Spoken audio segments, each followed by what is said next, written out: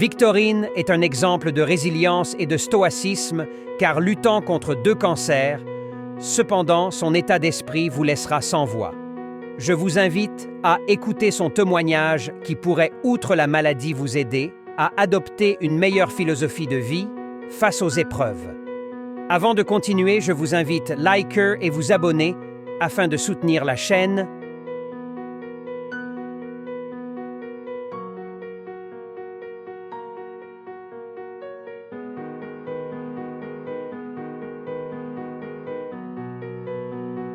Pas voulu. Moi c'est Victorine, j'ai 30 ans, j'ai eu un premier cancer à l'âge de 27 ans, un cancer de l'utérus qui a été soigné. J'ai eu un deuxième cancer du sein cette fois-ci, donc à l'âge de 30 ans. Aujourd'hui je vais bien et pour Néo, je vais raconter mon histoire. Alors j'avais 27 ans à l'époque, je commençais vraiment à avoir des douleurs pelviennes. J'avais très mal, des douleurs qui n'étaient pas normales et je commençais à m'inquiéter un peu. J'ai pris rendez-vous avec le gynéco qui m'a fait faire un frottis et on m'a diagnostiqué un papillomavirus de type 16. Je comprends ce que c'est parce que j'ai été vaccinée à l'âge de 16 ans pour ça. Et c'est là en fait que je n'ai pas compris pourquoi j'avais ce papillomavirus étant donné que j'avais fait ce vaccin. On n'a jamais vraiment su comment c'était arrivé. Et du coup il m'a dit on va faire une conisation. Donc une petite opération, on enlève un bout du col, là où il y a le papilloma pour tout enlever. Je fais cette opération. 2 semaines passent pour ensuite revoir ce médecin. Et en fait de là le médecin, on était sur le bureau, il prend le papier et il me le glisse comme ça sous le nez. Il me dit je vous laisse lire. Et là le mot tumeur qui me saute aux yeux. Je fais oh. Et là je le regarde, je lui dis mais vous êtes en train de me dire que j'ai un cancer? Et à ce moment-là, alors ce qui est rigolo c'est que dans ma tête je me dis je vais peut-être mourir. Et de l'autre côté je me dis mes cheveux.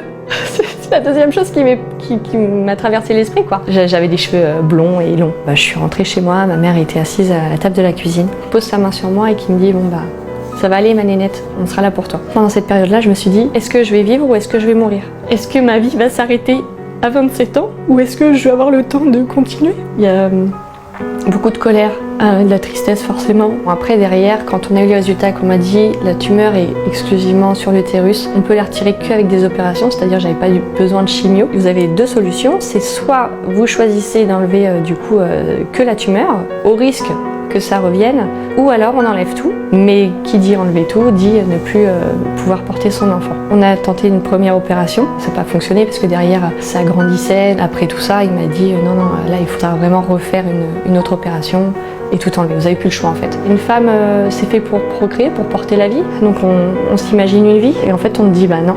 Tout ça, tout ce que tu as imaginé, t'as pas le droit. C'est une sorte de castration, il faut le dire, c'est hyper dur à vivre. Quand je sortais, parce que je me suis remis à sortir derrière, en fait, j'avais l'impression qu'ils me voyaient en moi que je ne pouvais pas donner la vie. C'est-à-dire que s'il y avait des hommes qui s'intéressaient à moi, je les repoussais parce que j'allais pas faire vivre ça à un homme. Donc après ça, je suis restée à peu près 2 ans tranquille. En fait, c'est génétique dans notre famille. À l'âge de 23 ans, je savais déjà que j'avais ce gène. J'avais demandé tout de suite au médecin de m'enlever la poitrine. Et ils m'ont dit que j'étais trop jeune.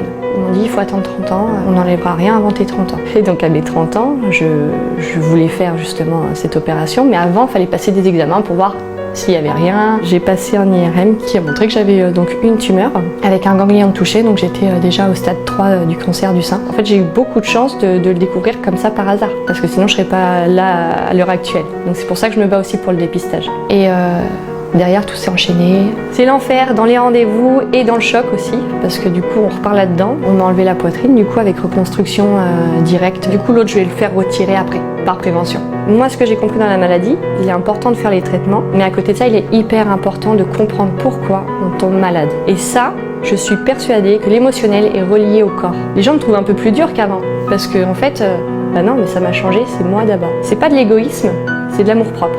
Alors du coup, moi j'ai créé une page, compte TikTok, justement qui permet de parler de la maladie, de réunir l'humour et puis l'autodérision, justement face à ça, que ce soit un petit peu moins noir. Également une page Instagram où j'explique plus les choses en détail, les clés que j'ai envie de les donner en fait.